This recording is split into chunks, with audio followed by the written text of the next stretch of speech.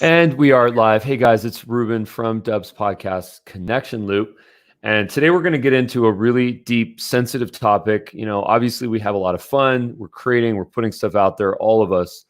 But at the same time, we have to talk about identity theft and cybersecurity and just generally this idea of being safe. So I recently connected with Dana, and we're going to get into this topic here. Funny enough, as I was kind of setting this whole podcast up, my son had walked in the room, my 6-year-old son, and he said, hey, he was kind of freaked out. He said, hey, I just saw this call came in on the iPad and I didn't know what to do. And he hung up and he just kind of scrambled in here. And, kids feel it. Kids feel it just as we do in terms of security and feeling safe. And, when we don't know things, typically, we go to a place of fear or fight, flight, things like this. So I think it's just better that we become more educated on identity theft, and we have an expert to talk to us about it. So she went to Babson College. You have a certification from Harvard University. You are now the founder of Identity Protection Planning. Dana, let's get into this. What's going on out there? Oh boy, there's a lot going on out there. Lots of stuff we don't want to even know about. We could stick our head in the sand, but we really do need to start, becoming more aware of what we're posting out there, what our kids are posting out there, what we're sharing and all that stuff. And, kids, they post every single thing about themselves. And that's something we really need to start having conversations with them at a young age so that they kind of know from the very beginning, because when you don't say anything and then all of a sudden you go up to your, 14, 15-year-old kid and you're like, let's stop. You got to stop posting all this stuff. They're going to look at you like you're crazy. Like, what? My whole life is already out there. Well, that'll make them actually post more stuff. Right. Exactly. Yes. The rebellion factor. Right. Mm-hmm. So it sounds like there's a couple of things that we need to get into here. Number one is we got to talk about probably passwords. Let's not use password 1234 for all of our things. Mm-hmm. Yeah. Number two is the idea of social security numbers. And you said to me before we started this, something just polarizing about how the algorithm behind social security numbers. So I want to get into that. And then the next thing I think is, children, kids, just general protection over our kids. Wherever you'd like to start, please educate us and keep us safe. All right, where to start? Well, maybe we'll start with the kiddos. So child identity theft is the fastest growing segment of identity theft in this country. And identity theft is the fastest growing crime that there is. So it's a big deal. Now, it's very easy, too, for an identity thief to steal a child's social security number and then create a synthetic identity. And what they do is they get their hands on a real social security number. Then they will apply for a credit card with that real social security number, a fake name, and a fake date of birth. It'll go off to the credit bureau, and the credit bureau will say, we don't have anything associated with this name and this social security number. So it goes back to the bank or the credit card company, and the credit card company rejects it. So then the identity thief does it again, and with the same information, a couple of weeks later, a couple of months later, and then it'll come up and the credit bureau will say, well, we don't have any credit history, but we do see that a credit file was started back, when the first time it got rejected. So the credit card company says, we'll give you a little, like $300 a month limit on your credit card, but we'll give it to you. And boom, that social security number is now associated with that identity thief or that synthetic identity. It's no longer that child's social security number. So this person can get a job, they can rent an apartment, they can build and build and build on this credit for years and years, and then just dump it one day. And then chances are you're not going to find out until that poor child maybe applying for a college loan or something. And then that's when the whole mess gets uncovered. So it's really kind of a very serious thing.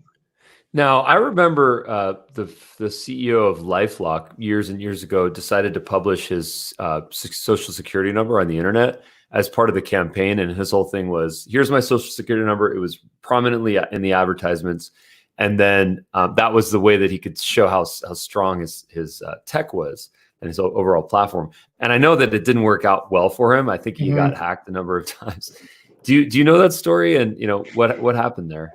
I remember that a little bit, and I think what happened was the first thing that somebody got was like a payday loan on his social security number, probably because there was no verification. They just ran it, but I don't know. But you can't guarantee that someone's not going to become a victim of identity theft. And I think, unfortunately, what he was trying to do was kind of try to get the message across that, they'll safeguard it, similar to our product where we'll monitor it, check, the credit bureaus, check the dark web and all that kind of stuff. But with these data breaches that are happening every single day, There's no way to really guarantee that someone's not going to become a victim. But at least as soon as because right away if something is happening, then at least you can address it then, as opposed to not knowing. And then a lot of people find out that something's happening when they go to buy a car or they're trying to buy a house, and they're sitting down with the mortgage person or the financing director, and they're like, "Ooh, what's this on here?" And you're like, "Oh, I didn't even know what that is." And that's not when you want to start having to deal with cleaning it up.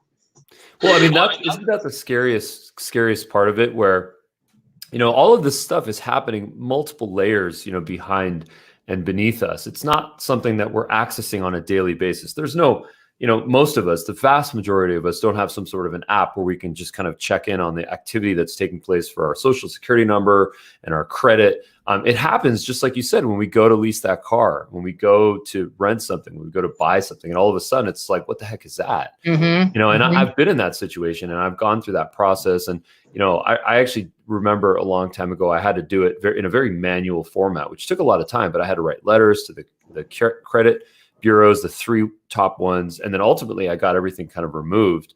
But I realized at that point was that, we're very vulnerable, so Mm-hmm. what can we do to kind of protect ourselves?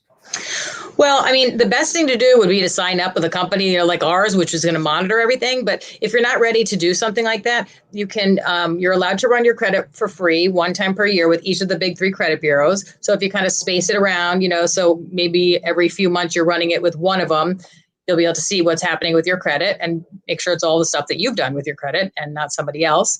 That's a good thing. Freezing your credit, or definitely your children's credit, that's something that I think everybody should do, because nobody really needs to have their child social security number active for anything. So why not just freeze it? That's a good thing. So why don't more people do that? Why don't more people just freeze their credit until they're going to go lease that car or buy that house?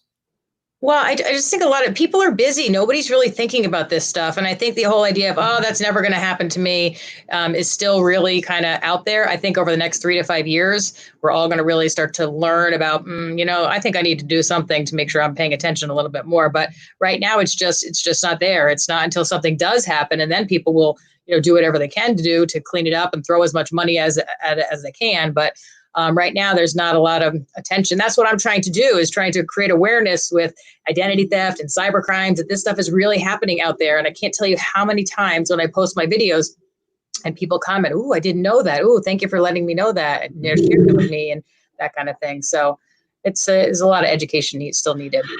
And then, so how can people freeze their credit? Is there a website? Where do we go to do something like that? Yeah, there's 2 different ways. Adults you can do online, but the children, there's a little bit of a manual part of it. If you go to our website, identityprotectionplanning.com, there's two different tabs under resources. One's for adults and one's for kids, and it just walks you through exactly what you need to do to get that done. That's awesome. Okay, so I'll put a link here, and I think that you mentioned it's in the resources section.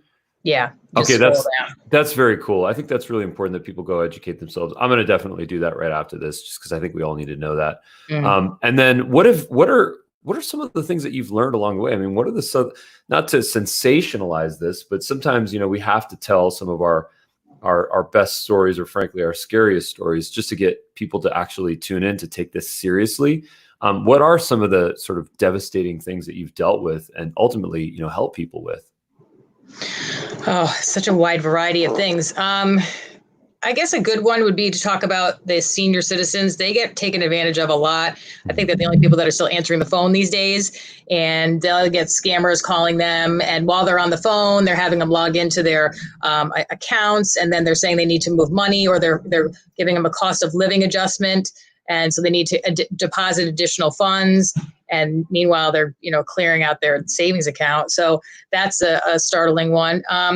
I think also the online dating, I've done a couple of videos on this, that, people, I know this sounds so silly, but you need to meet the person. You need to actually have a face-to-face, sit down, have a coffee at least once, because what happens is they start and it's just texting back and forth. And then, it's someone to like, how's your day going? And then that communication gets going, and then real feelings start developing. And then the person says, "Hey, can you help me out and just lend me a little bit of money? I'll give it right back to you, I promise." And the person's like, "Oh, of course, because I love you. I'll give you some money." And the whole thing is a scam. And then they send the money, and then poof, the person is, nowhere to be found. Got it. But I mean, how can we do that in today's climate? Meeting people at a coffee shop. That's true. Well, at least do a FaceTime. I mean, you should at least be able to see the person, do something, where you can, lay eyes on them, make sure they're not, in prison somewhere or in some other country. They're just in the library and at jail. They're just doing Right. this. Wow. So let me ask you this. So do you know if the dating sites have actually built some technology and a sort of an experience about this? If there's certain words that are used like lending or money or borrow, is there anything like that? Or I'm not aware of anything like that that's on there. I think it's kind of every man for himself, and good luck. Wow. Okay, that's crazy. Yeah. So you mentioned there was something else that you mentioned that was really interesting to me, which is how social security numbers are developed. So I think what we're in the common practice now is that we just give the last 4 digits of our social security number, and that's how we kind of verify our identity. And it's sort of, I don't want to call it a public number, but it's something that we definitely use publicly to people. Mm-hmm. And then you mentioned something that kind of was jarring to me. Could you explain me what the algorithm is behind the number? Sure. Yeah. So the breakdown of the Social Security number is pretty easy to actually understand and hack into. So the first 3 are based on the exact location of where that Social Security number was applied for, which is typically the mom or the dad when the baby's born. And you can tell the exact location, right? So you got the age and the location of the person. Boop, you can figure out the first 3. You can actually Google this information. It's really scary. The second 2 was used because back in 1936, they didn't have computers, obviously. So they had a filing system. So that was really used to help file within that area so that they knew which filing cabinet and where, which building it would be stored in. So the only random part of the whole Social Security number is the last 4. So each, let's say, hospital or area would be given a couple of different sequences, and that's the only random part of the whole number. And that's what we give everybody. I don't know how this got started, that we give everybody the last 4 of your Social Security number, but that's the most sacred part of it. So we really shouldn't be doing that. So that's something we should always be a little bit aware. And I have a feeling that's not going to change anytime soon. Yeah. Well, they did change it. I think it was back in 2011 that the Social Security numbers are random. So it's just for people that are older like us or anybody born before then.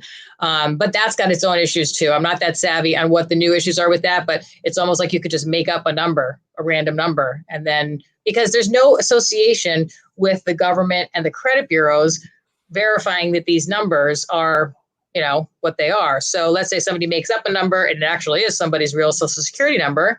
Again, down the road, when that person goes to try to do something with their Social Security number, when they turn into an adult, that's when the problem's going to get found out, discovered. Got it. Now, should we change our Social Security number if we feel like we've ever been a victim of something? Is that, it's like you change your password. Yeah, that's really hard to do, to change your Social Security number. And they don't really like doing that. So, it's a mess if you do become a victim to one of these things. You have to contact the credit bureaus. You have to contact the Social Security department. There's all kinds of agencies you need to let know, but they're not really too keen on giving people new Social Security numbers. So that's probably not gonna happen. Okay, I bet you if they did, there'd be a lot of people that were just looking to get vanity Social Security numbers. The last LOVE are the last 4 of my social. Oh, that'd be funny. Mm-hmm. Yeah, and then passwords. I think you mentioned that as well. Let's not use password 1 2 3 4 as all of our passwords. Mm-hmm. I use a service that actually stores passwords, which I'm a huge proponent of those. There's actually a couple of those. There's Dashlane. There's OnePass, there's LastPass. So everyone should check one of those out. I think there's maybe some criticism on those that some of the data is stored in the cloud, but if you have multi-factor authentication, maybe there's more layers of security. Can you speak to me about that in terms of how we should best manage our passwords? Well, just to before we get into the password manager, so this is what's happening with passwords. So let's just take, for example, a little data breach like Grubhub. Okay, you're like, oh, well, it's just a food delivery service. Who really cares? Not a big deal. So the username, your email address, and your password is what was taken there. So chances are a lot of people use the same email address as their username for a lot of their accounts, and they use the same password. So just because the Grubhub button got hacked and somebody has that information, they can then go to Bank of America, Facebook, LinkedIn. They can go and try this out, in many, many different places and maybe get in. And then the first thing they do when they get in is they change the password. So now you can't get into the system. And that's why I'm always saying to people that they should have different passwords for different accounts. And I'm even suggesting now, because we've all used the same email forever and ever, given it to every 18-year-old store clerk that's ever asked for it, right? So maybe if we all get a new, nice, fresh one, and we only use that one for our online banking or online accounts, and it's not one that you ever give out to anybody, at least there's a little bit better chance that it's not going to be one of the ones that's already been involved in a data breach, which you can go and look to the website. I always say this wrong. Have I been pwned? It's have I, PWEND or something like that. But anyway, Okay. You put your email in and it will tell you if it's been involved in a data breach and how many data breaches. How do they know that? Because it's in itself a big, huge database of all these things. It's a good website. But my question, what I always get nervous about with using these services is that by putting my email address into this, am I making myself more vulnerable? I don't think necessarily in that one, because we've already given it out to everybody anyway. I mean, how many times have you been, at the malls? Can we have your email address? Can we have your email address? I mean, you don't want to argue, so you just give it to them. Wow. Okay, got it. So that's an interesting resource. So I'll share that URL as well.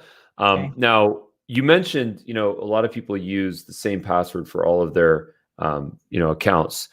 What percentage would you say, if you were to just guesstimate the number of people that do that, use the same password for all their accounts, or maybe have like one or two different passwords depending on if it's security? I would say most people. Yeah, I was thinking that. I was thinking the vast majority of people probably use the same password. Mm-hmm. Yep. And why is that so acceptable and so ubiquitous, almost as not wearing seatbelts was 20 years ago? Why is that? What went wrong? What's the failure here? Well, I think I think everybody's fear is I'm not going to remember the new one. That's the first thing. So it's okay. What am I going to do? I've had this one forever and ever and ever. I'm not going to remember the new one, so I don't want to have to get a new one. And just to keep the analogy up, the seatbelt would be, I'm going to be uncomfortable if I put my seatbelt on. Right. Yeah. So I think that's probably what it is. It's we're always path of least resistance people. It's just like when you go to sign up for an app, right? And it says, this app needs permission to basically your entire life, your photos, your contacts, every single thing that's in your phone. And maybe sometimes you stop and you're like, I don't really want to give them access to this. And then we say, yeah, but I really want the app. So, caution to the wind. Let's get the app. That's what happens. We don't want to think about security. We don't want to know that it's going to affect us. Right. I mean, I think that there's such a massive opportunity to make a movement around this, especially now when security is so important. I mean, you mentioned at the stat that identity theft is the largest growing crime, and then a subset of that, which is for children. I mean, that's just terrible information that we all now need to know about. But I feel like this is a massive opportunity for a movement to just have better password management, I mean, I'm actually kind of surprised that I haven't seen something like this from one of the password companies where they actually make it a thing. But, maybe in this conversation, we're going to do that right now. So what is the hashtag for, change your pass? I don't know, but I think we need to be smarter, and we need to have a different password for every platform. I think we can all agree on that.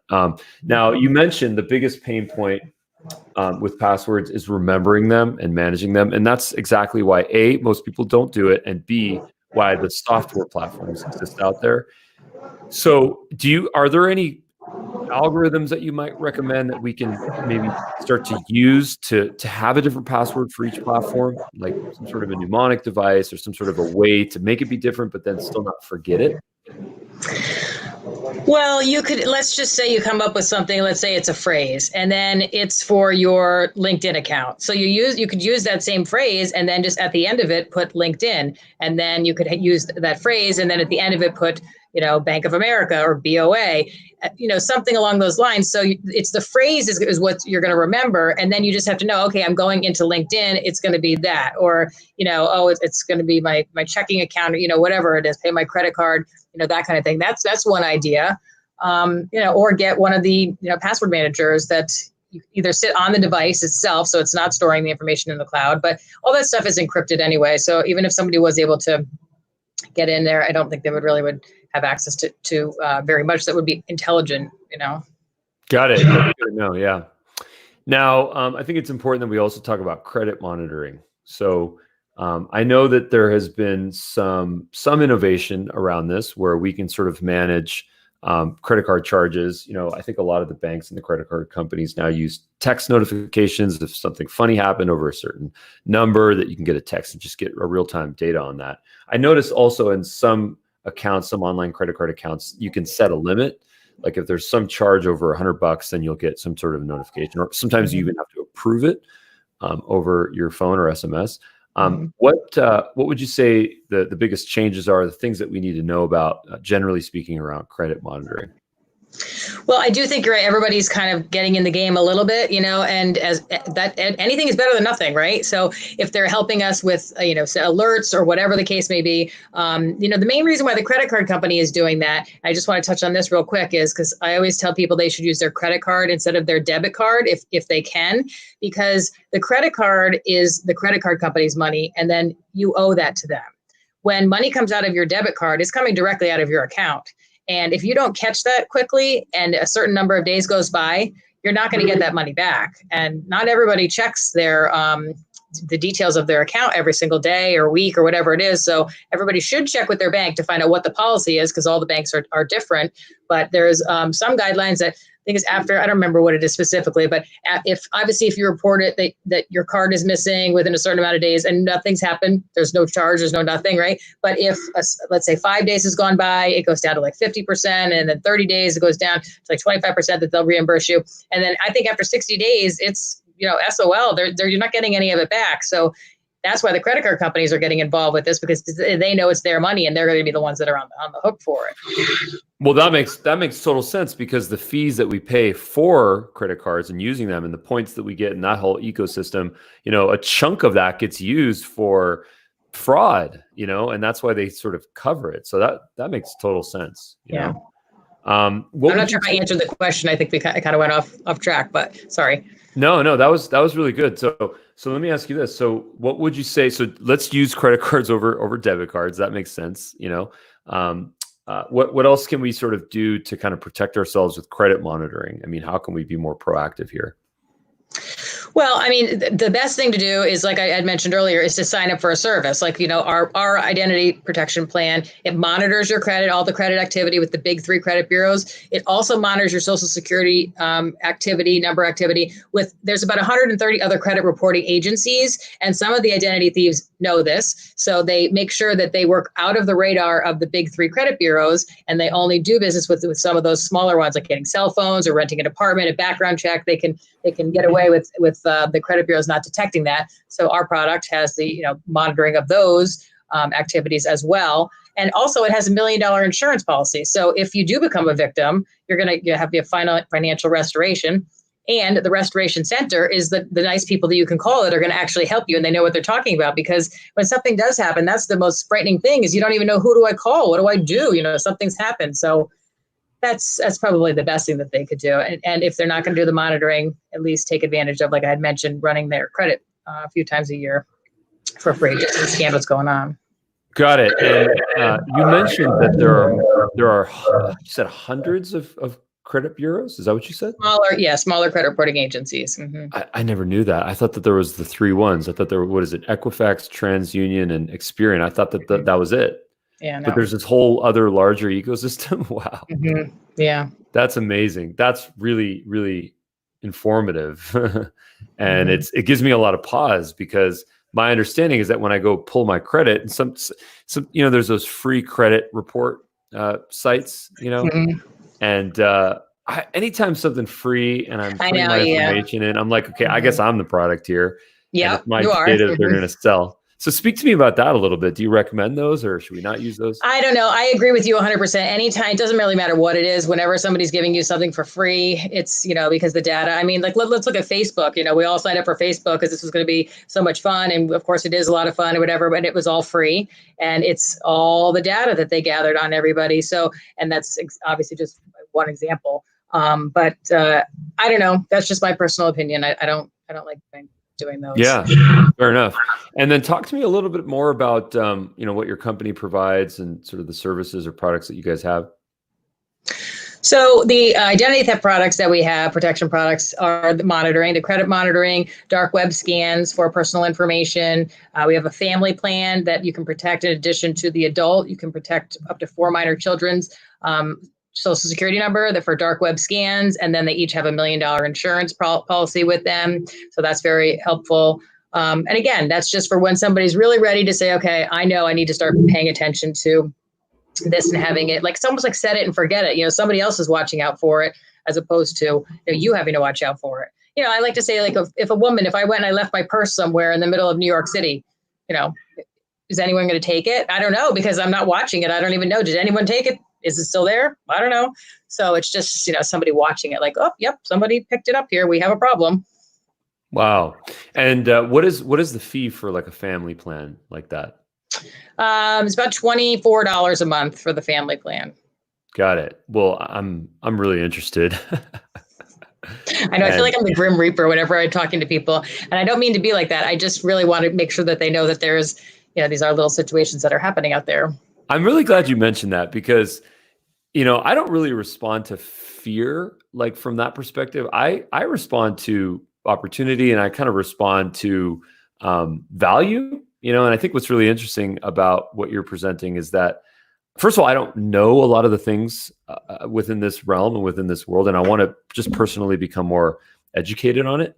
But I also think that if you have gone through the motions in your career and you've built this company that's providing this service that's obviously can help so many people, I just instantly see the value in that, so, and plus, I really respond to your sort of format of education first, value first. That's how we connected. I saw some content that you had posted, and just a shout out to you for, contributing your time and to educating us on these topics, because I think it's really important and more people need to do about it.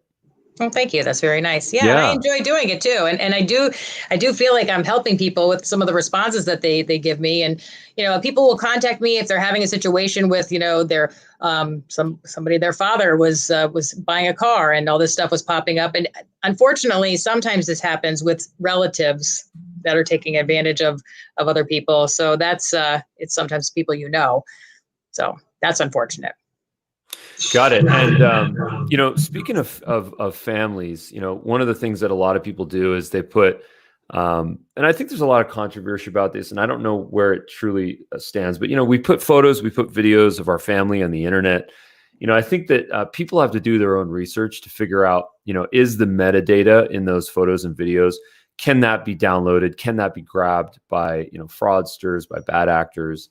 I sure hope that Facebook has done a much better job in hiding some of that stuff. Mm-hmm. But this really is beyond Facebook. I mean, it's all the major social networks. Anytime you do a photo or video, I know that one of the tricks that people do if they want to avoid stuff like that, it's some sort of a screenshot where you have your video and then you do a screenshot. But then doesn't the screenshot also have the metadata of like your location, i.e. your geo, mm-hmm. XY coordinates? So mm-hmm. I think people just need to do their own research on that to figure out like what's safe and what's not safe and what the best practice is. I also think that it's really important, me included, to just go through our social networks and to comb through the privacy settings and to do our research and to figure out what's right for us, Mm-hmm. Absolutely. And again, getting the conversation started with the kids, because, especially I always talk about young girls. I have young girls and, some of their friends, what they're posting on, all these different websites. I'm like, oh my goodness, please put some clothes on. They think that it's funny and, whatever. It's not funny and it's there forever. And that's the thing. And then they get indexed by Google. And then, you're applying for a job and, someone's, of course, the employer is going to look you up and that's what's coming up on Google Images. So that's, the party girl is not such a great thing that you want to be portraying. Or the party boy. Yeah, or the party boy. Yes. Yeah, no, it's funny Googling yourself sometimes. Every once in a while I'll have to do that and just see what's kind of out there. And I think one of the things that I've realized is that if I don't like the stuff, if I'm not proud of it, or if it's something that's old on Google, it makes me want to actually create more content and just put more stuff out there, just because I know that I'll sort of sink down. And because a lot of the stuff that you'll find about me, it's so funny how Google works. It's something that I did like 6 years ago, and I'm like, that was cool, and I was proud of it back then. But I'm so much different from that now. So, anyways, I sort of make it an effort to actually put more stuff on the internet instead of less. But that's the life of a creator, which you are and I am and all of us are, that puts stuff on the internet. So, but thank you so much for your time. This was really educational. And tell us once again where we can check out your website. So it's the identity theft protection plans can be found at identron.com. Okay. And the website, our company website, is identityprotectionplanning.com. And that's where you can go to check out the freezing of the kids and the adults credit. Awesome. And then if there's any kind of special programs or anything special, let me know after this, and you can put a link in there or something, or a resource. I know that there's a resource page on your website, so I intend to put that on this post as well. Okay. But thank you so much for your time, Dana. This was fun. Thank you. Bye-bye now. Stay safe.